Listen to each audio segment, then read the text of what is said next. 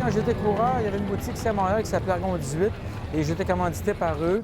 Et après une année, ils ont fermé. Moi, j'étais à ce moment-là à ma retraite. Donc, j'ai racheté le fonds de commerce à la boutique. Et puis moi et mon frère, au bout de 10 ans, on a débuté la compagnie Argon. On a commencé à exporter. Puis aujourd'hui, on vend dans 39 pays. Alors, j'ai tellement aimé les produits que j'ai acheté la compagnie, même si c'était en banqueroute. Mais c'est un succès là, pour nous d'avoir vraiment parti à zéro et tout monter ça. On est très fiers.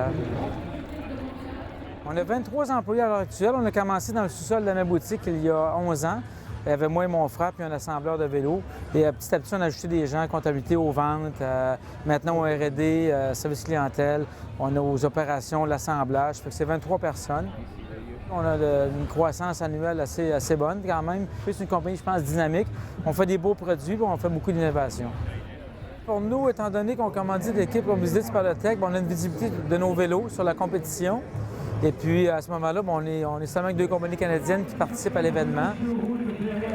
Les frères Schleck, Laurent Didier. Du Grand Prix de Québec, François Parisien, l'ancien champion canadien sur route, 6e et meilleur. Au niveau du vélo en général, il y a un rayonnement sur toute l'industrie, en fait, compte d'avoir un événement comme ça.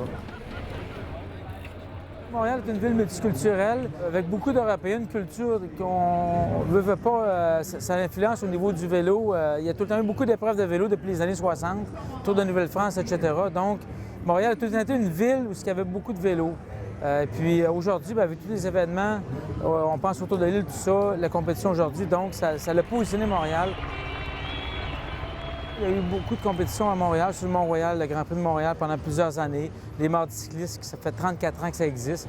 Donc, c'est une plateforme qui permet aux jeunes de s'exprimer, cadets, à partir de 15 ans, d'aller faire chaque mardi une course. Fait que, étant donné qu'il y a beaucoup de compétitions à Montréal et autour de Montréal, bien, ça donne l'envie aux jeunes de faire des compétitions.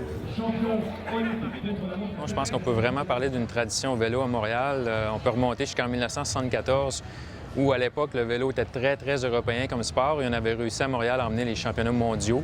Et il y a eu ensuite les Olympiques de Montréal en 1976 qui ont créé ces 2 événements-là ont créé une génération de coureurs. Et là, ensuite, des événements comme la Coupe du monde féminine, le Grand Prix des Amériques qu'il y a eu ici et la course qu'il y a actuellement en fin de semaine. Tout ça, c'est en plus des événements populaires comme le Tour de l'île et tout ça. Je pense que Montréal a vraiment une tradition cycliste et pour nous, c'est plaisant de voir ça, puis pour tous les amateurs de vélo aussi. Go, guys, go!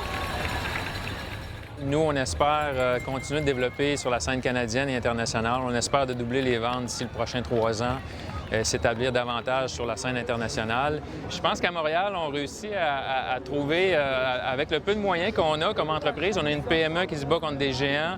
Donc, il faut aller chercher des gens qui ont une passion, qui ont de la créativité. Puis je pense qu'à Montréal, il y a un beau bassin de gens comme ça, de jeunes passionnés, créatifs. Et pour nous, c'est une ressource super importante comme entreprise.